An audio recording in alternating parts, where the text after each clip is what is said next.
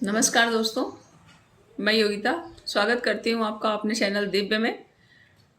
हम लोगों ने सुबह धर्म कर्म से संबंधित कुछ बातें की थी। मैंने आपको शनिवार के दिन हनुमान जी की पूजा कैसे करनी चाहिए उसके बारे में बताया था। मैंने सोचा कि आप लोगों को कुछ सौंदर्य के विषय में भी बताया जाए। मुझे जो भी पता है मैं उसको आप लोगों से शेयर करूँगी। मैं सोच रही थी कि मेरे पास सौंदर्य से संबंधित, पूजा पाठ से संबंधित, खान पान से संबंधित जो भी जानकारी है वो मैं सब आप लोगों के पास तक पहुंचाऊं।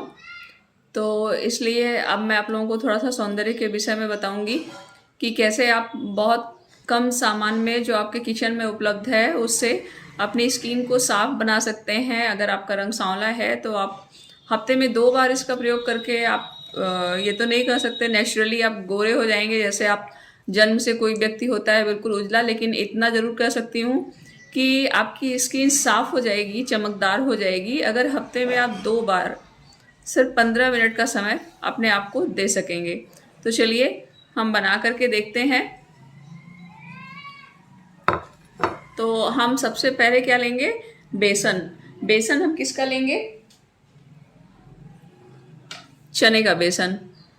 बेसन मटर का भी होता है, तो मटर की दाल जो बनती है उसका भी बेसन बनता है, लेकिन आप मटर का बेसन मत प्रयोग करिएगा।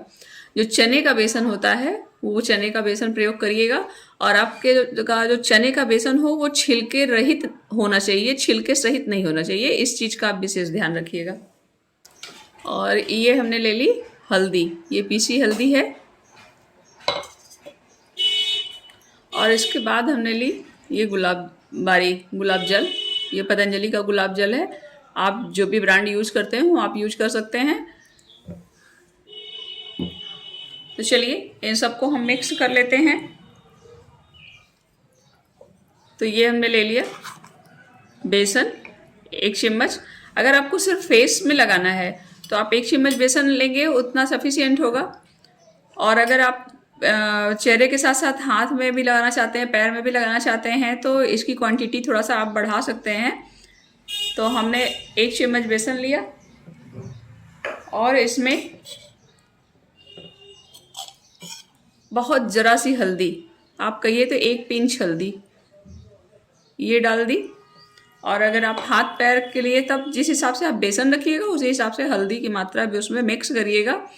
अगर आप हाथ पैर में भी लगाने के लिए बना रहे हैं तो कम से कम आधा चम्मच हल्दी उसमें पड़ेगी।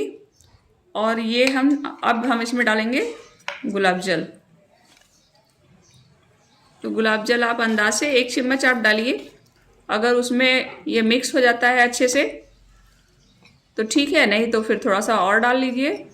ये बिल्कुल उपटन की तरह, ना तो बहुत गीला होना चाहिए ना बहुत सूखा, जितना आसानी से मिक्स हो जाए बस वही उतना ही आप लीजिएगा।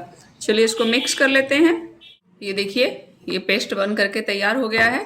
अब आप इसको अपने चेहरे पे अप्लाई करिए और 15 मिनट के लिए इसको छोड़ दीजिए सूखने के लिए। तो इसको जब हम अप्लाई करेंगे, आप इसको ब्रश से भी अप्लाई कर सकते हैं। मैं इसको हाथ से ही लगा ले रही हूँ। मैं आपको हाथ पे लगा के दिखाती हूँ। बहुत मोटी लेयर मत बनाइएगा, पतली सी परत रहे। इसको इस तरीके से लगा करके पतली परत आप कम से कम 15 मिनट, मौसम के हिसाब से सूखता है। अगर जाड़े का मौसम है तो सूखने में 20-25 मिनट लग जाता है, भले ही हम कितनी पतली परत रखें। लेकिन अब तो मौसम गर्मियों का शुरू हो रहा है तो आप पतली सी परत लगा के 15 मिनट के लिए छोड़ दीजिए। और उसके बाद फिर हाथ जरा सा गीले करके हल्का सा रब करते हुए आप इसको धुल दीजिए। और धुलने के बाद आप अपने चेहरे पे कोई भी कोल्ड क्रीम अगर यूज़ करते हैं तो जाड़े में कोल्ड क्रीम यूज़ कर लीजिए। गर्मी का महीना है तो कोई भी मॉइस्चराइजिंग क्रीम जो आती है आप उसको अपने चेहरे पे लगा लीजिए। तो अगर आपकी त्वचा रूखी है तो रूखी नहीं होगी, तो वो फिर से अच्छी हो जाएगी, स्किन आपकी सॉफ्ट हो जाएगी। तो आप इसका प्रयोग करिएगा। बहुत कम समय में ये सौंदर्य नुस्खे मैं आप लोगों को बताऊंगी, आप लोगों के लिए बहुत लाभप्रद होंगे। आप प्रयोग करके बताइएगा कि आपको कैसा लगा। आप चाहें तो इसमें शहद भी मिला सकते हैं, वो भी बहुत अच्छा लाभ देता है।